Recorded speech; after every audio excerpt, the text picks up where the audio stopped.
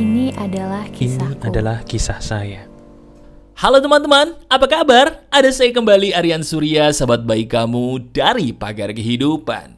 Bagaimanapun kondisi kamu, saya doakan dulu siapapun dirimu yang menemukan video ini. Tahu nggak sih, saya sumpahin deh, kamu akan menjadi orang yang bahagia, berkelimpahan, dan yang pasti ketemu sama orang-orang baik ya. Orang-orang yang selama ini diri kamu cari, manusia-manusia yang tulus mencintai kamu, menghargai kamu sebagai manusia, yang membuat diri kamu ngerasa tenang. Amin? Aminkan di komentar, karena ini adalah sumpahan dari diri saya yang tulus untuk kamu. Nah, ngomong-ngomong soal sumpahan, ini yang menarik nih teman-teman. Kenapa mas? Hari ini kita akan membicarakan bagaimana seni menyumpahi supaya seizin Tuhan, rezeki kita termasuk jodoh bisa datang yang terbaik secara masuk akal. Ya, benar. Kita akan memanfaatkan trik psikologi di sini. Jadi kalau kamu adalah anak psikologi, harusnya tahu nih sebuah teknik ini. Ini bukan magic atau sihir, bukan. Ini juga bukan teori belaka. Ini adalah sebuah praktek nyata yang kalau kamu belajar psikologi, ini benar-benar sebuah hal yang fakta banget ya. Yuk kita belajar bagaimana seni menyumpahi supaya itu semua tadi hal yang baik-baik hadir ke dalam hidup kita secara masuk akal. Mau tahu gimana prakteknya? Gini cara prakteknya. Yuk, kita langsung belajar ya. Pertama gini teman-teman. Kita harus tahu dulu landasan dari ilmu ini supaya hal ini tidak menjadi fitnah atau tidak menjadi sebuah hal yang justru bikin kamu salah tangkep atau salah tafsir. Oke? Gini penjelasan ilmiahnya nih. Dengerin, menarik. Jujur, pernah nggak sih kamu selama setahun belakangan ini nyumpahin orang dan sumpahan kamu kejadian? Saya ulangi pertanyaan saya, coba ingat-ingat. Ceritakan di komentar boleh deh. Pernah nggak sih kamu selama setahun belakangan kemarin tuh, nyumpahin orang karena orang itu ngeselin buat kamu, orang itu bikin kamu sakit hati, ternyata nggak diduga, apa yang diri kamu sumpahkan kepada orang itu jadi kenyataan. Pernah atau tidak? Ceritakan di komentar. Nah, sambil kamu cerita, saya juga ingin bercerita dulu nih, karena ini sebuah kisah nyata ya. Boleh ya? Teman-teman, saya seringkali melihat orang-orang itu secara tidak sadar memahami bahwa sumpah serapah itu adalah doa. Kebanyakan di antara kita menganggap doa itu hanya terjadi sewaktu ibadah. Betul. Ibadah itu adalah bagian dari doa, saya setuju 100% sama kamu. Semua sahabat Pagar Kehidupan harus ibadah, wajib. Cuman, yang kita nggak tahu, setelah ibadah, banyak banget perilaku-perilaku yang ternyata adalah bagian dari doa. Salah satunya adalah, dengerin, setiap kata yang keluar dari mulut kita, yang diulangi berulang kali, disertai perasaan, itulah doa. Wah, saya ulangin ya, sabar. Ini udah kamu mukanya udah serius banget nih, sabar ya. Dengerin nih, ini penting, ini fakta.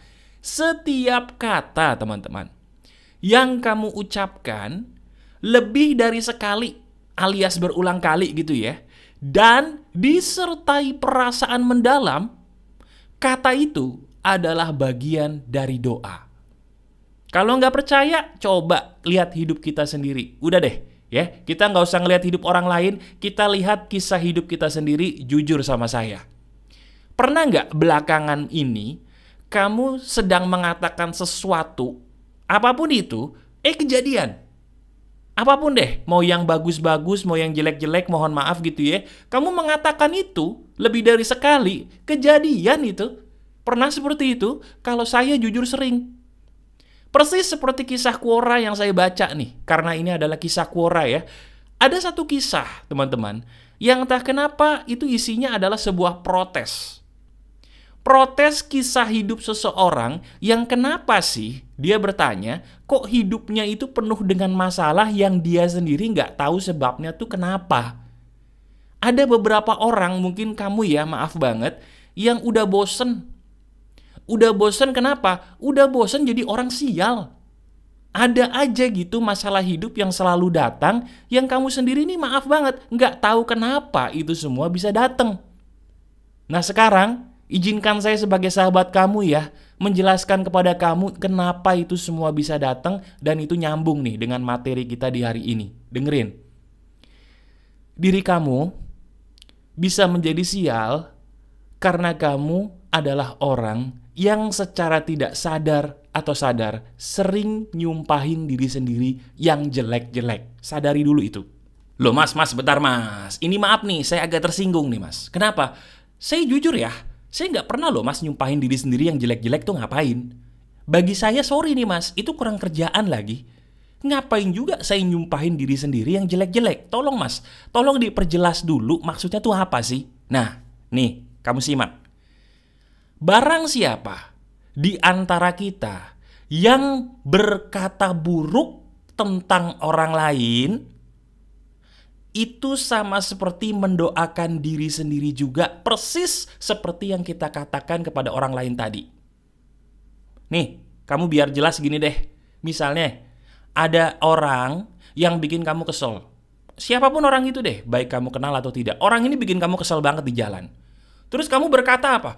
Dasar lu kucing. Awas lu ya, gue sumpahin lu jadi orang sial. Wow, ceritanya kamu marah tuh. Karena di jalan entah kenapa mungkin kamu ketemu orang ini, dan orang ini ngeselin banget mas. Nyolot banget nih orang gitu loh. Akhirnya keluar tuh sumpah serapah kamu sama dia. Pernah kayak gitu? Kalau saya jujur pernah dulu gak sengaja. Nah ini, itu adalah doa buat kamu sendiri sebenarnya. Walaupun yang kamu sumpahin itu adalah siapa? Orang lain tadi yang bikin kamu kesel. Sebenarnya yang pertama kali kena doa itu adalah kamu dulu sebagai orang yang mengucapkannya. Itu fakta yang sering kali orang lain gak tahu. Bener loh ini. Loh mas, sebentar deh. Kok bisa? Penjelasannya gimana? Nah, kita pakai perumpamaan nih supaya kamu paham ya. Saya mau tanya sama kamu, jawab dalam hati aja.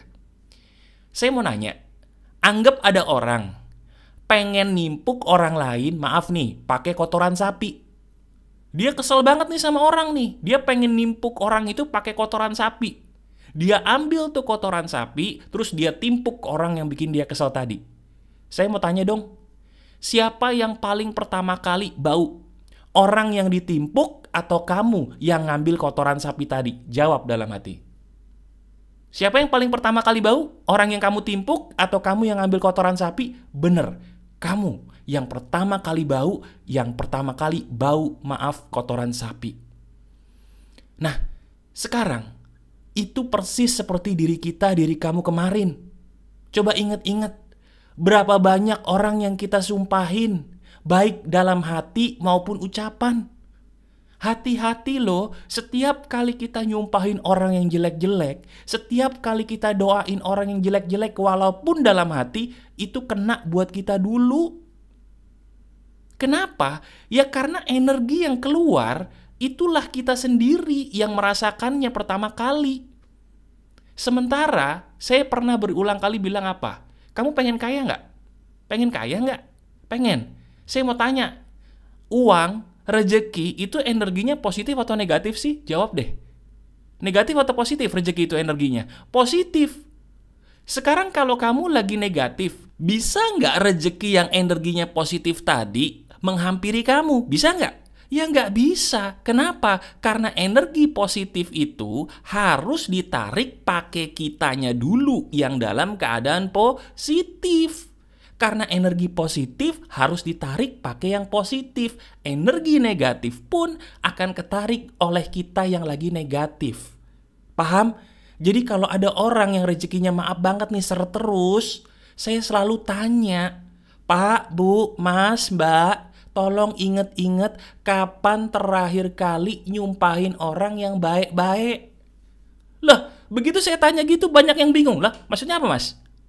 Loh iya, kapan terakhir kali, coba kamu nih, sebagai sahabat saya tanya lagi. Kapan terakhir kali kamu sebagai sahabat saya nyumpahin orang lain yang baik-baik, yang bagus-bagus? Kapan coba?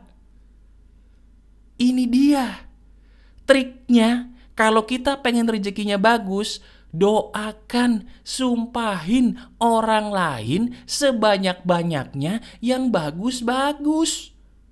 Saya ulangin teman-teman, simple.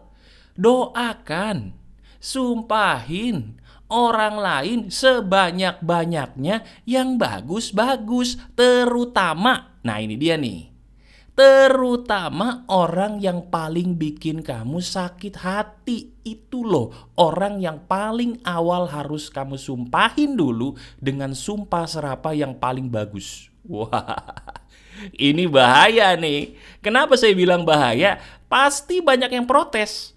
Kenapa protesnya? Lah mas, maksudnya gimana sih? Orang-orang yang nyakitin saya, iya, orang-orang yang bikin saya nggak enak nih batinnya, mereka tuh yang harus saya doain dan sumpahin paling bagus. Betul. Wah, saya nggak bisa mas. Kenapa? Nggak bisa mas, kenapa? Itu orang atau mereka tuh udah nyakitin saya banget dulu mas. Bagaimana mungkin saya bisa doain mereka, sumpahin mereka yang bagus-bagus, orang kenangannya aja buruk mas. Nah, ini teman-teman, dengerin baik-baik satu perkataan saya ini, masukin ini ke dalam hati kamu ya. Siap? Nih, diri kamu jadi sial terus, sadar nggak gara-gara kamu sebenarnya belum memaafkan dirimu sendiri. Saya ulangi, teman-teman dengerin, disimak. Kamu sebagai sahabat saya, kenapa sih selama ini sial terus? Tahu nggak kenapa? Gara-gara kamu secara tidak sadar belum bisa memaafkan dirimu sendiri. Belum. Nah, kenapa saya suruh kamu sumpahin orang-orang yang nyakitin kamu dulu? Kenapa sih itu penting? Karena dengan kamu belajar untuk nyumpahin dan doain yang baik-baik tuh mereka yang menyakitimu, itu sebenarnya kamu sedang memaafkan dirimu sendiri pelan tapi pasti. Jadi cara memaafkan diri sendiri itu yang paling gampang adalah paksa diri kita untuk ngapain? Doain, sumpahin orang-orang yang nyakitin kita dulu.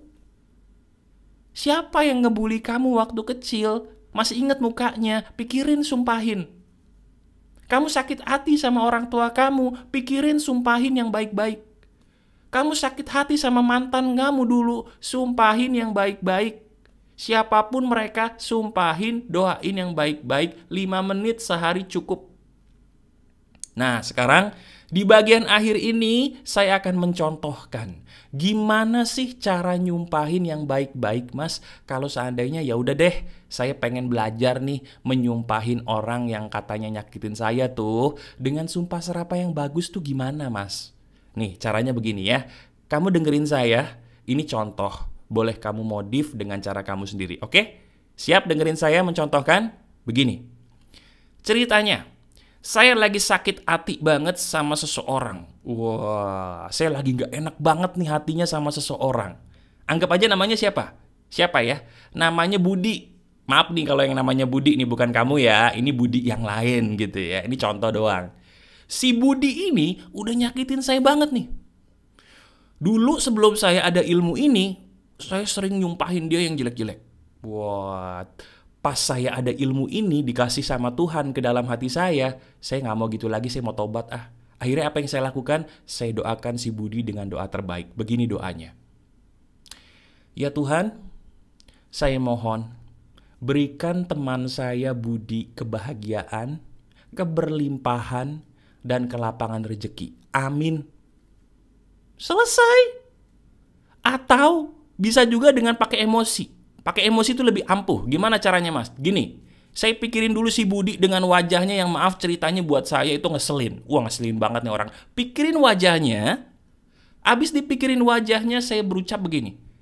Saya sumpahin kamu Budi, kamu jadi manusia paling bahagia, paling berkelimpahan, paling lapang rezekinya, saya maafin kamu.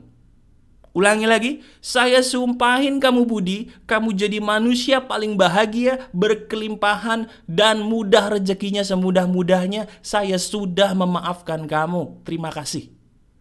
Tuh praktekin. Saya ulangin lagi ya. Saya sumpahin kamu Budi, kamu tambah bahagia, kamu berkelimpahan, dimudahkan segala hal. Dan saya sudah memaafkan kamu. Terima kasih. Ulangi itu berulang kali 5 menit aja teman-teman. 5 menit setiap hari. Lihat perbedaan rezeki kamu, lihat yang terjadi dalam hidup kamu. Diri kamu akan bingung, kok bisa ya mas? Hanya dengan melakukan ini saja, ternyata semua tuh seolah-olah jadi bagus untuk hidup saya. Yang tadinya saya ketemu orang ngeselin terus, begitu saya praktek ini kok saya ketemu orang-orang baik mulu mas. Bahkan uang saya pun yang tadinya seret jadi lancar. Kok bisa ya? Jawabannya sederhana. Karena kamu sudah memaafkan dirimu sendiri. Dan ketika dirimu sudah memaafkan dirimu sendiri, kamu jadi seseorang yang energinya positif banget.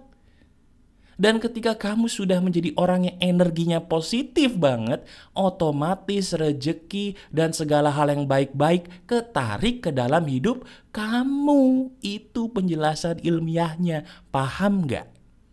Nah, jelas ya? Masuk akal banget ini. Bagus. Sekarang kamu praktekin ini dan kamu coba tuliskan di komentar deh. Saya pengen tahu.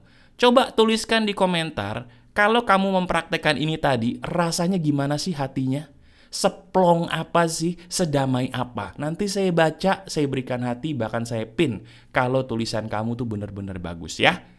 Kamu suka banget dengan ini semua? Yuk kasih hadiah buat saya. Gimana caranya mas? Klik jempol ke atasnya. Terima kasih jempol ke atasnya ya. Itu berharga banget untuk saya. Dan kalau kamu pengen curhat dengan saya, boleh. Lihat di deskripsi tuh. Sentuh deskripsi video ini. Di situ ada linknya. Kamu sentuh, kita curhat aja. Kita pecahin masalah hidup kamu bersama saya secara pribadi ya. Saya tunggu. Masih ada saya, Aryan Surya, sahabat baik kamu selalu dari Pagar Kehidupan. Tetap keep the spirit, keep sharing, and keep loving. Bye-bye.